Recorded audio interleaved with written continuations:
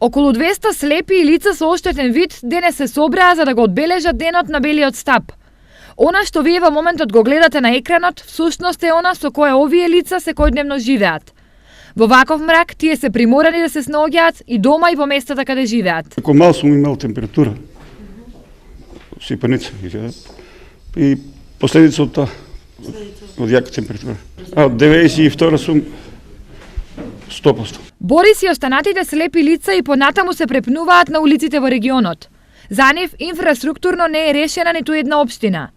Најголем проблем во Штип за нив е движењето околу Отиња во центарот на градот. Уште нема на реката Отиња ограда. Тоа е една многу битна работа, не само за слепите, туку и за другите инвалидизирани лица. Тоа е проблем кој што мора да се надмие. Не е тоа кој каква инвестиција која што треба да ја вложат луѓето од локална самоуправа, така што апелираме и сега тоа што побрзо да се направи додека не се случила некоја за жал несакана работа. Сепак во некои општини инфраструктурното уредување тргнало на подобро. Тротоари што се тие нема шахти високи тие работи, значи добро за движење се труди градоначалникот сега најново што е ќе не ослободат некој процент од вода, плаќање на вода. Значи, иначе онака за движење е добро. Можда не секаде, али поголем дел од градот е добар. Инфраструктурата во општините од регионот ќе се прилагоди за овие лица, но за тоа се потребни и средства и чекање.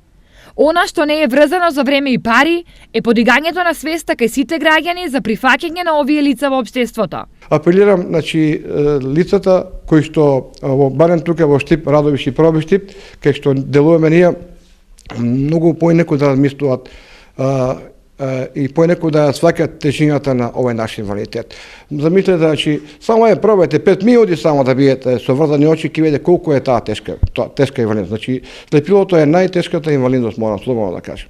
Инаку во источниот регион, слепите и лицата со оштетен вид се главно на возраст помеѓу 45 и 80 години. Сите тие се организирани во 2 регионални здруженија, по едно во Штип и Кочани.